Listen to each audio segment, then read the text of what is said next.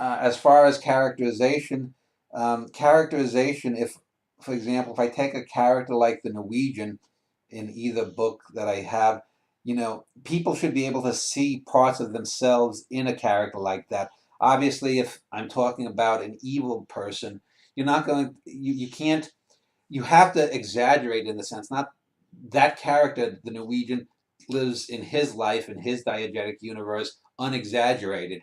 But if you're able to see the impulses that he talks about, things that he observes, and why he does this kind of thing, or Big Frank, or Bit von Reingel, as over the top as he can be, then you're able to say, well, if I can understand that, I may not have experienced things to their degree, but it gives me a template from which I can then ratiocinate and parallax my own behaviors upon. So characterization, even if it's exaggerated, say in a Tom Sawyer, not Huckleberry Finn, for example, by Mark Twain, if a bigoted person, if a racist, even in the late 1800s, had read that, he or she may be able to say, "Boy, I I feel some of those things too. Maybe it's not good for me to think that black people are apes or scum." You even see that with that Cincinnati kid that got into the gorilla thing.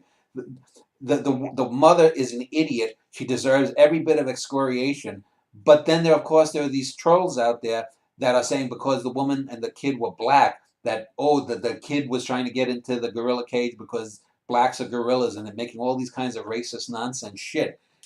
So this woman who deserves excoriation is excoriated for utterly the wrong reasons by a significant portion.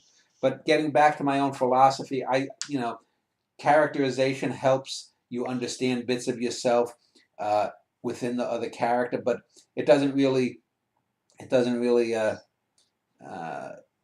it's not anything that's based upon philosophy. I'm just finishing up this spy book, and I think this spy book is so relentless and so withering in its critiques of the character, but it doesn't wallow in it. The character goes through things, you hear the things, there are things that are left unsaid, but a reader should be able to pick up the, this character. And this character, in almost 300,000 words, is plumbed probably more, as much or more so than any other character I've done and any other character that's ever been written. And uh, but you know, there's no philosophy that the book has. I'm not trying to make a philosophical point. Just say, here's this character. He's a spy, but I'm trying to.